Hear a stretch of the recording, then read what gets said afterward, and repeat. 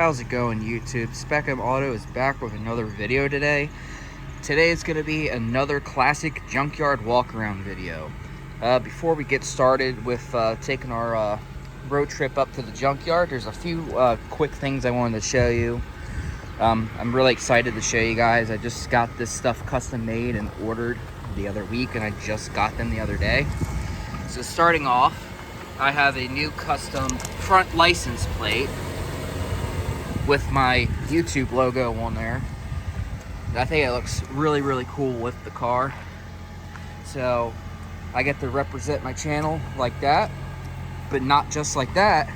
But back here, I got a new and improved Spec'em Auto decal made. I got this from an Etsy shop, so that's kind of cool. I'll try to put a link to their thing down below in the description if you want to get your own decal made. It's pretty good quality, looks cool, and you got tons of colors, designs, and fonts you can choose from. Not sponsored, by the way.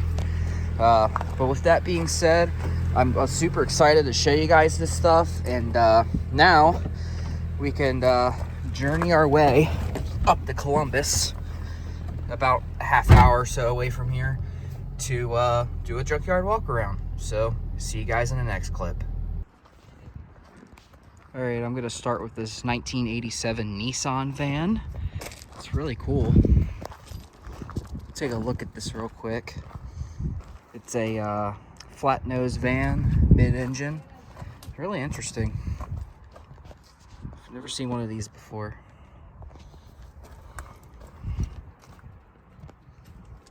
God, this interior is so messed up. It's a pretty big van, honestly. I'm actually kind of surprised. Let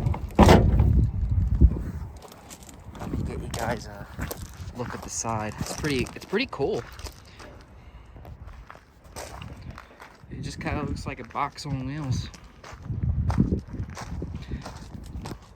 I don't know what the model's called. They just wrote in van, so I'm not sure.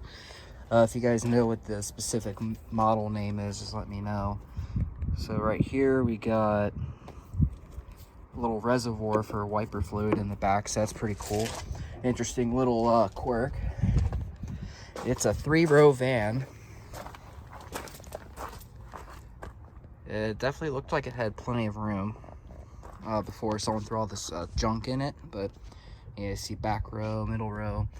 And this is really nice. It had rear climate, and if you look over there, there's the heater and AC controls for it for the back. Pretty cool.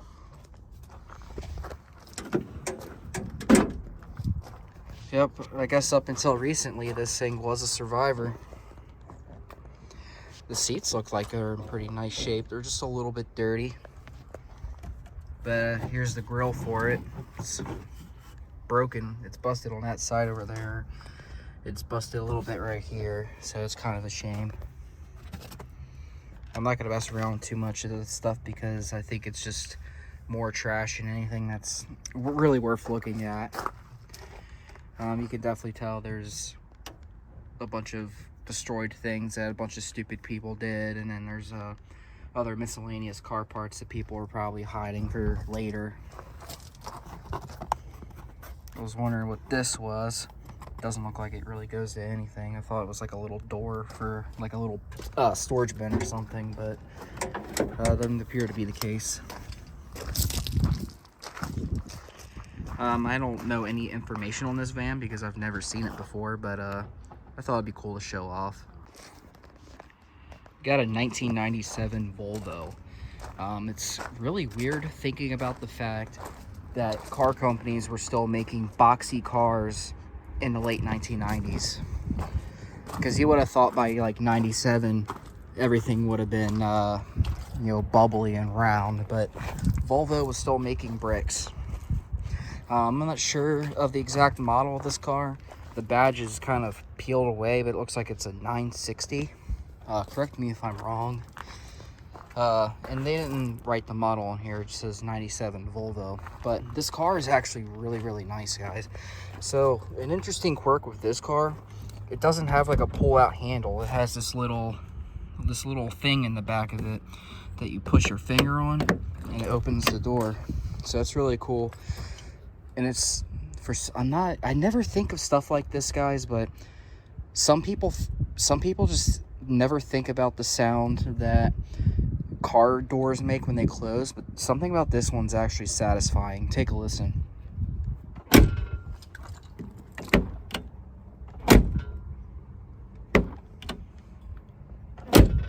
Man, that's solid. That's actually like really good quality solid door for something so old. But the interior is fairly nice, except for the few pieces here and there that are tore up and worn out. You see this door panel appears to have a little bit of sun damage over time from just heat and stuff. Leather seat is a little ripped up, but overall feels very plush and nice. Still, it looks like the bolsters are pretty solid.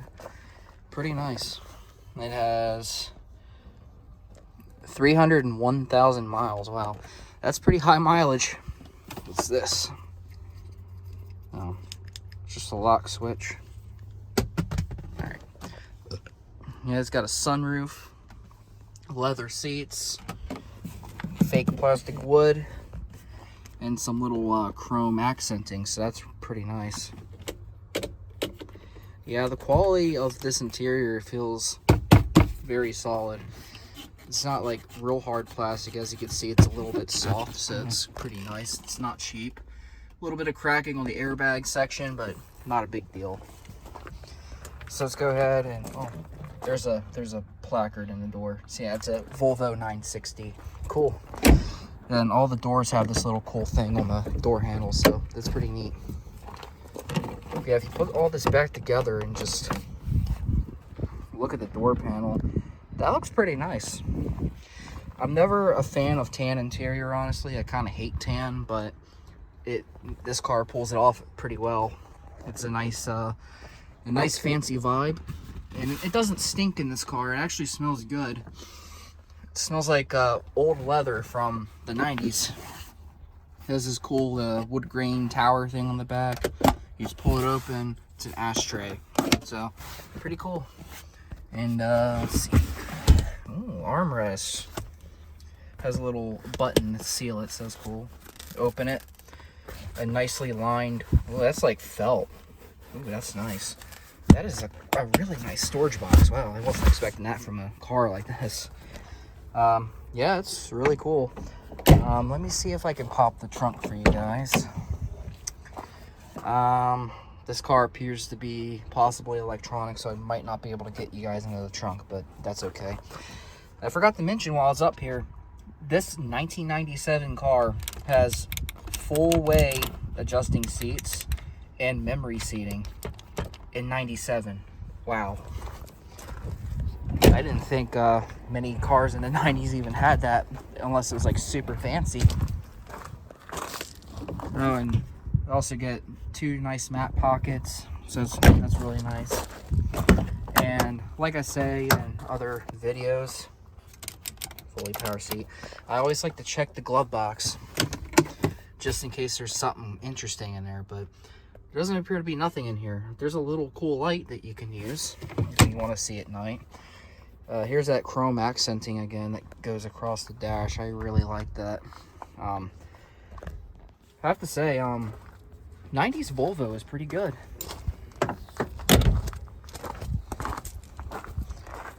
Got her engine there. It's a beefy little guy.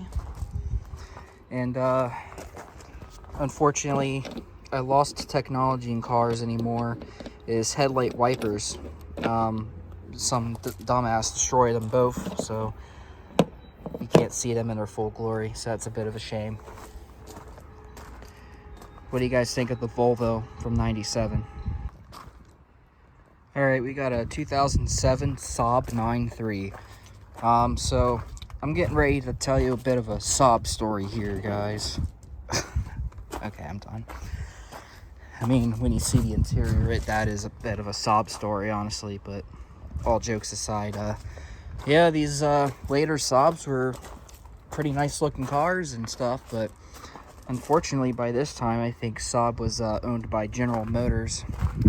So Saab's worst time ever, because you know GM sucks honestly. But let's take a look inside. Looks like at one time this was a nice looking interior, and then you see the dashboard just got kind of yanked out. I don't even know how the hell this happened. Like, that's crazy. Like, why did they do that? Like, I know the junkyard usually likes to destroy all the airbags and stuff for some reason, but why destroy the entire dash though? Like, someone could have used this. It's kind of a shame, honestly. There were some dash parts for my car that I could have used, but I could never get because they always put big X scratches in it, and they do stuff like this, and it's like, well, now I can't get the part and use the part because you just destroyed it. But yeah, take a look at this leather seat. Looks very nice. The quality of it doesn't feel as nice as the Volvo by any means, but I guess it would still be reasonably comfortable. Over here would have been your information display and your radio. As you can see, there's a General Motors-ish looking radio in there by this time, because this was GM Saab. Driver's seat looks pretty nasty compared to the other seat. Like, this is nice and smooth looking. It's barely any cracks in it, besides, you know, in the butt area, but over here it's terrible. I don't get it. Let's see what kind of condition these back seats are in. Alright, so they're folded down. There's the 60-40 seat split setup, so it's pretty nice. Let's get this out of the way. So here's a look at the rear seat. It just looks dirty. I feel like, well, that's messed up now because somebody destroyed it, but aside from that, it looked like it was in nice shape and it could have cleaned up real nice. 2 map pockets, sunroof, this big fancy map light thing for the rear passengers, and it's not much to this one. Nothing in the armrest, just a big block of foam, and it looks like there's a ski access point for like long skinny things that can go up in the center. So not much to this interior. It's fairly simple. It looked fairly nice, but not anymore. I was trying to see if this was a turbo, but I don't think it might have been a turbo, honestly. I don't know. I don't know much about these Saab engines. I know a majority of them were turbo. Sorry, I'm trying to not trip up here. But yeah, not much to this. Just messed up paint, messed up body, messed up interior, just all in all junk at this point, sadly. Wouldn't expect much out of General Motors. While I'm right here, I got one more car to show you. It's this one. It's a 2008 Land Rover LR2, I believe. I think it was LR2. Take a look. I don't want to give you guys the wrong information. Yeah, LR2. So, yeah. I'm not a fan of Land Rover. Like, they made some nice looking vehicles, but I don't like Land Rover. Just like the same reason I don't like most European vehicles, because they're just not reliable. Unfortunately for these once fancy vehicles, a lot of these were always plagued with electrical problems. So there's no cluster in there, so I can't tell you any information about that. Steering wheel actually looks fairly nice, like someone could actually use this. It would clean up very nice. Seat is worn. I don't know how the hell this happened. Like, someone must have sharded like pretty hard. And just similar to the Volvo, this also has a multi-way power seat and memory seating. So that's really cool. I'm glad they moved the memory seating buttons from here to on the door on these newer cars, because it'd be it would always be annoying having to reach down the side of the seat to try to push the whatever button that your setting is on. And sometimes you could probably push your your wife's or your husband's memory seating, and then you'll be like, what the fuck? I'm not sure what this is. I think it's just forward and backwards on this. But I thought this is what it did. So, I don't know. Either this is back and forth or this is back and forth. Maybe this is for lumbar support. That'd be my guess. It has dual moon roofs with sunshades. That's really nice. Here we have our complicated European radio with a ton of buttons that looks like a phone. It does actually have hands-free phone options on here, so that's really cool. And it looked like it might have had navigation or something at some point too, unless, I don't know. No, it's just a storage bin. Never mind. That would have been a nice spot for a little navigation screen though, unless maybe some models came with it and some didn't. We get to the back. The back door panels look a lot nicer, and then you get into the seat. It looks like people were putting it up in the folding position to fold forward, but a door panel's in the way. Back seats look pretty nice.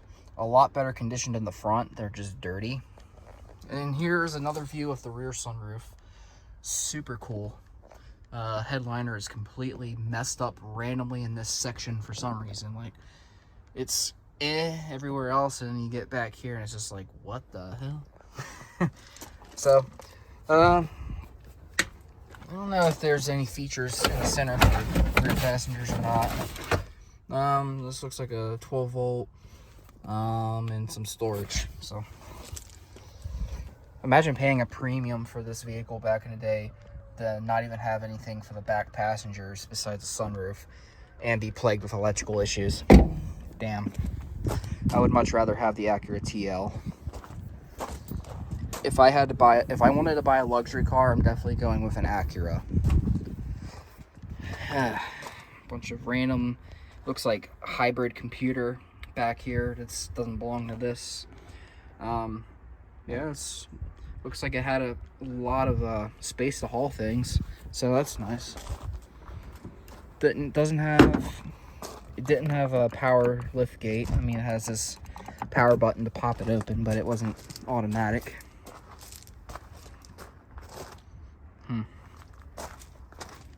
Interesting. We'll see if there's anything worth my attention in here besides the nasty mossy carpets. This car came with Alpine speakers, but people ripped the door panels apart to get the speakers. So shout out to the freaking idiots that ruin perfectly good car parts that other people could use, because you can't work on a car. Like, if you don't have the brain capacity to properly remove car parts to get to something, don't go to the junkyard. Go to another type of junkyard where they remove the parts for you, because you're obviously too incompetent to go to a self-service yard. So shout out to the idiot that did that. Oh, thank God. I had to let that out, because it pisses me off. You know, there's so many good usable parts here that people could use for their vehicle, and then they can't because freaking morons come in here and destroy a bunch of things. Like, what was the purpose of doing this? What was the purpose of doing that besides to get a speaker? I don't understand. It's incredibly irritating. And it's not only disrespectful for the customers that want to buy good used parts off of a car for theirs, but it's also extremely disrespectful for the junkyard selling the parts. You know, people that work here, you know, need to make a living too. So, whew, rant of the day. All right, let's go on to the next cars. 1992 Chrysler LeBaron in this really beautiful 90s teal color. Really, really nice. It's a pretty gorgeous car, honestly. It's very old school. It's aesthetically pleasing. That's the thing about these old cars from like the 80s and 90s. It's a lot of cool, unique styling. Really cool. I don't know if somebody painted this Pentastar logo or not, but it's like a sparkly blue color. That's pretty cool. It's like I said, teal color with white convertible top. Pretty nice. Interior is not so nice anymore, but you can see remnants of what was once a really nice looking interior. I feel like this wasn't from age. Someone did this on purpose. See what I'm talking about? Like these idiots shouldn't be, these morons shouldn't belong at this place, because that was a perfectly decent seat. I'm sure the rest of it was just like this. And wow, that is a really plush seat. Look, just my hand just sinks right in. Very, very soft. I like it. It's just a shame that idiots have to come here and ruin things. Here's the face of a head unit. I'm assuming belongs to this. Dashboard looks very 90s. Has LeBaron right there. So obviously the original radio is gone. Here's your old school climate control, old school key, and old school steering wheel with horns and what looks to be radio controls. No, cruise control. All right. Yeah, I liked these white perforated leather seats from the 90s. Like even like in like 1998, 1999, they had a Chevy Cavalier Z24 convertible that sometimes came with this type of seat too, and I just like the look of it. It looks really nice. The seats that did survive, well, the one seat that survived, mostly. I mean, if these were like perfectly good seats, they definitely would have cleaned up nice. But yeah, you got your visors.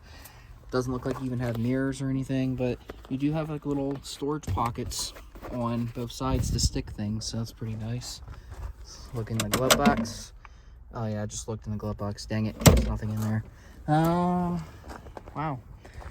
So I'm changing this video up a little bit because, as you guys know, most of the time when I film videos at a junkyard, I'm usually mostly favoring imports like Asian cars and even some European stuff like I just shown you. But this time around I want to actually show you American stuff. So this car is really cool because it has these hidden headlights. A motor would fold these up and down. As you can see inside, there's the low beams and high beams, and then during the day they'd hide like that. Really, really cool.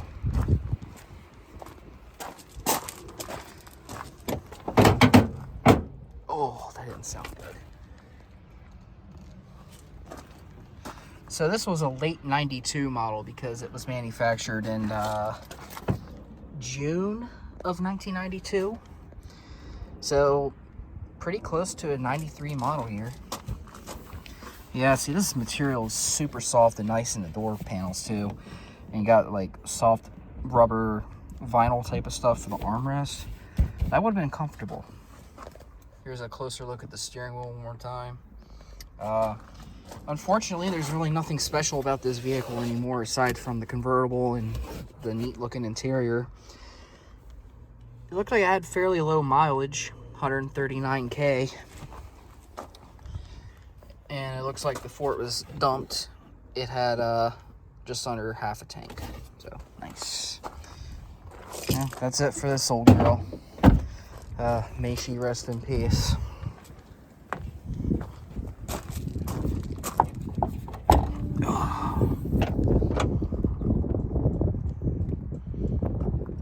No cargo space to speak of, really. Just enough for a couple of golf clubs, maybe.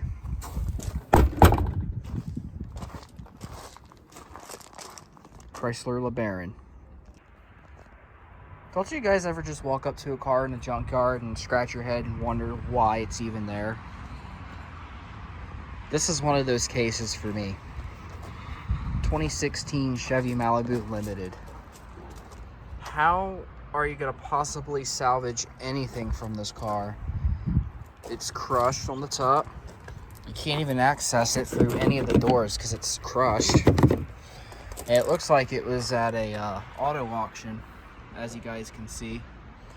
And over there's a biohazard sticker. So something must have happened with this thing, but it's just strange. It doesn't make any sense why this car would be here. There's probably like 3 things you could probably salvage from this vehicle. Maybe the bumper, the taillight, maybe the trunk. No, not the trunk. Well, that's about it.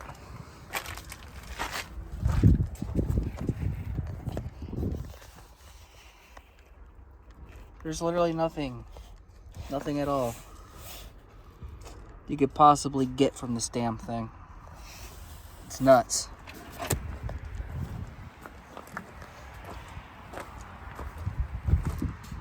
Shit like this should have just been crushed right from the get-go.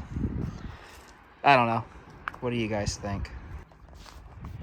So I have a confession to make. This is actually one of my top favorite modern GM cars. It's a 2006 Saturn Ion Coupe. I would really prefer the red line version, but the regular one is cool too. It's in this really nice black color. I love the different design taillights on the coupe over the sedan. It just looks more clean, more aerodynamic, a little more sporty too. So the trunk is really no different than the 4-door model. Same thing pretty much. So nothing special about it. Interior for the most part is really nice. It's all black interior, which I like. You know, I don't like the gray interiors of this era of GM. They all stain up and they just look really, really terrible. But yeah, see, the black interiors are much nicer looking, and they're probably definitely a lot easier to keep clean. Just take like a Bissell little green machine to the seat and stuff, and a steamer, and this thing will probably look nearly new. The dash is more or less the same as the 4-door model as well, but again, it's all black. I like the silver accenting around the AC vents. Nothing of interest in here.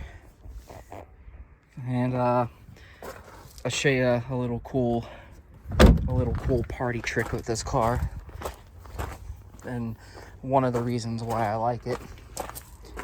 So most coupes just have the 2 front doors, and you know, you have to fold up the front seat and climb in the back, right? Well, not in the Ion. There's a little handle here, pull it, and you got like a little suicide door. Grants you access to the rear seat. There's probably like no room to speak of in the back seat, honestly, but it's easier access to the back seat nonetheless than just a regular traditional coupe, so that's really, really cool. So you just shut it, bam. Really, really neat. I really wish, kind of wish more coupes went with this route is the design, because I think it's smart. Like, I'm not saying all coupes should be like this, but it would have been cool to see more options besides the Saturn Ion and the Hyundai Veloster have such an option. And maybe the room's not too bad. It's probably slightly more cramped than the 4-door, but still easy to get in just because of the suicide door, so that's really nice. Can't tell you mileage because it's digital. Standard GM radio of the time, CD and MP3, so that's pretty cool. And yeah, that's pretty much it. And he just had the Ecotech engine. I believe it's a 2.2 liter. Yeah, 2.2. So same as what you would find in, say, a Chevy Cavalier, Chevy Cobalt, Pontiac G5. All of those models have the 2.2 Ecotech. So, fun little fact. What do you guys think of the Saturn Ion Quad Coupe? Let me know. Well, here's a first, guys. Never seen one of these in the yard yet, surprisingly. It's a 2010 Dodge Challenger 3.5 V6, so base model. Has these cool little race stripes along the sides, and they kind of scatter away in the back. Pretty cool. The reason I'm filming this car in particular is, like I said, I never really see this particular model at the yard. I think people always like to throw away the Chargers and Magnums and stuff, and 300s, which all share the same platform. It's pretty much the same car, just different body pretty much. But yeah, I don't think people typically let go of their Challengers at the junkyard, because I hardly ever see them. I'm gonna bet money that most people part them out individually themselves, because they know that these Challengers are worth a lot of money. Which is kind of weird, because you wouldn't think there'd be much of a value difference between the Charger and Challenger, but apparently there might be. Pretty cool. Not much to it. Like I said, 3.5 liter V6, just typical run-of-the-mill. Has a headlight here still, looks pretty clean, minus it's a little cracked there. I'm sure, yeah, see, it's probably broken in other places too, because you could easily jiggle it around. I'm not sure why it's here. I think it might have been in an accident, because you could see replace markings and stuff from a body shop somewhere. So I'm assuming this was a case of they were gonna rebuild it, and then they saw it had significant frame damage somewhere, so they decided to stop on the project and scrap.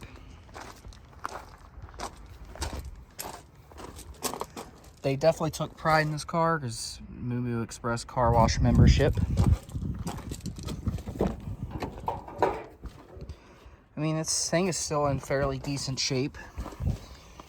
Such a shame, because before it ended up here getting all dirty and tore up and stuff, you can tell that somewhere in the recent past this thing was definitely loved by somebody. So it's really quite a shame.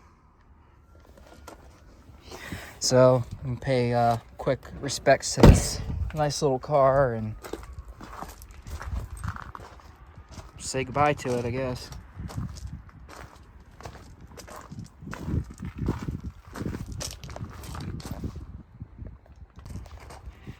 I got one more to show you guys on this video, and then we're gonna wrap it up. 1992 Ford Taurus. So back in the 80s through the 90s, this was one of the most popular selling cars in America. And there's a big following for these early Tauruses. This particular one, I believe, is a second generation Taurus.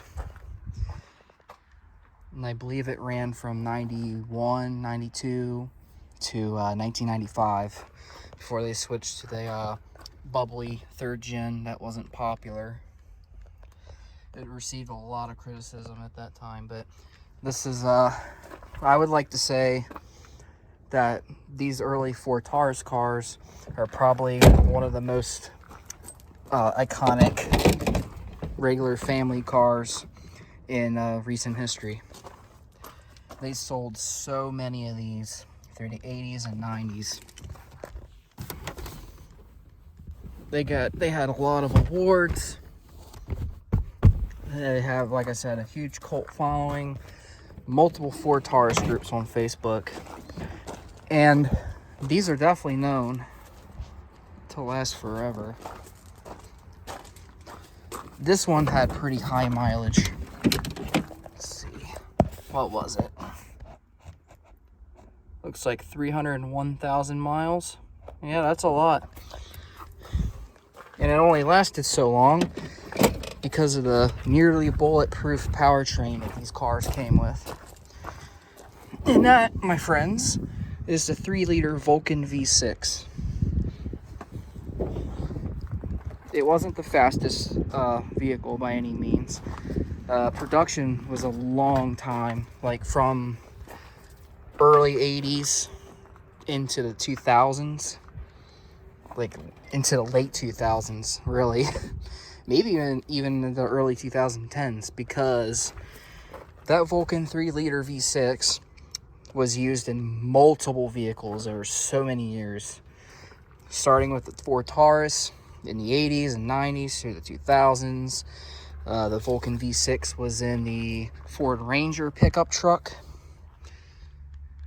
And that truck was around from the 1980s all the way to 2011.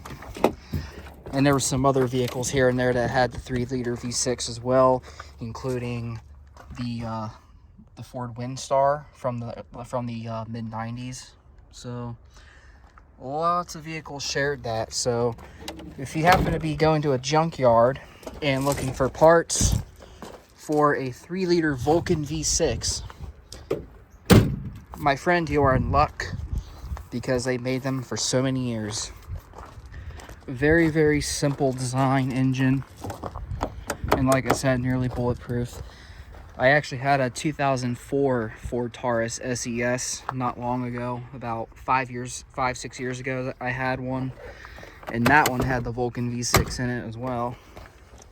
So it's quite interesting, you know, seeing how these things lasted so long. It's like the V6 equivalent to the 4.6 V8 from Ford, honestly, because Ford used the 4.6 V8 in tons of vehicles, tons. Crown Victorias, Mustangs, F-Series trucks, Ford Econoline vans. I mean, and even multiple SUV models too. So this is a very reliable engine. I hear a lot of things, a lot of good things, not only about the Vulcan, but also about the Duratec V6. So here's a newer Taurus with the Vulcan as well. And over here is a Duratec V6, also a 3-liter displacement. A lot of people say that the Duratec is a lot better of a design, a lot more power, and I think it had slightly better fuel economy too. Now, my 04 Ford Taurus was like this one, except mine was silver. But the way that you can tell from outside of the car that a Taurus of this generation had the Vulcan or the Duratec is simply looking at the fender. If you see this 24 valve DOHC emblem on the fender, that's a Duratec V6. This one doesn't have the fender emblem. This is a Vulcan V6. So that's how you guys know the difference.